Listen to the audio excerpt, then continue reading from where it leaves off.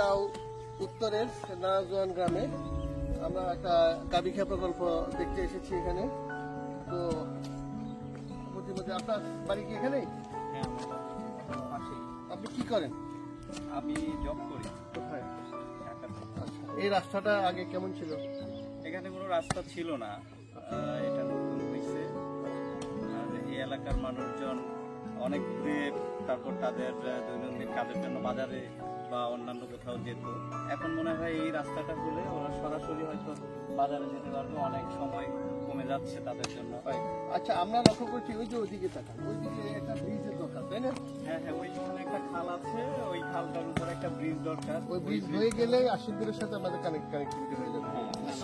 মতলবে চলে যেতে পারে। মতলবে চলে যেতে পারে। আমার ইউনিয়নের লোকজনের অনেক সংক্ষিপ্ত হবে এই ব্রিজটা হইলে, মানে ওই ব্রিজটা হয়ে গেলে। জনরাস্তা। তাহলে এই মুহূর্তে আমরা লক্ষ্য করছি যে ওই ব্রিজটাই হলে এখন একটা পারফেক্ট ইস্যু, জনগুরুত্বপূর্ণ এবং অতীব গুরুত্বপূর্ণ। এই ব্রিজের জন্য আমি বিভিন্ন সময় সাবেক ক্রিয়ায় যারা ছিলেন আমাদের বিভিন্ন পর্যায়ে আমি অনেক চেষ্টা করেছি, আমি সফল হতে পারি নাই। আমি আশা করবো আজকে যে সব আসছেন আপনি আনোয়ার ভাইয়ের মাধ্যমে আমার এই ব্রিজটা যত দ্রুত সম্ভব করে দেন, এলাকাবাসী অনেক উপকৃত হবে। হ্যাঁ, এলাকার আরেকজন কৃষক, আপনি কৃষি কাজ করেন না? আমি কৃষি কাজ করি। আপনি দেখলাম ওদিকে আপনি কলা গাছটা বপন করছেন নতুন রাস্তার পাশে, খুব ভালো লাগছে। এই রাস্তাটা হওয়াতে কেমন হয়েছে বলেন তো?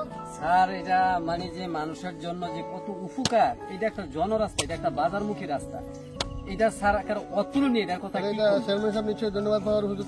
চেয়ারম্যান সাহেব শুধু ধন্যবাদ না, আমরা নামাজ পড়া সবসময় ওনার জন্য দোয়া করবো যে উনি। আর এই কাজটিতে সবচেয়ে বেশি এই যে শ্রম দিয়ে যে সাহায্য করেছে আমাদের প্রকল্প চেয়ারম্যান, মহিলা মেম্বার। আপনার এই কাজটা করার রিঅ্যাকশন কি বলেন তো? কাজটা কেমন লাগতেছে আপনার? খুব ভালো লাগছে। ভালো লাগতেছে।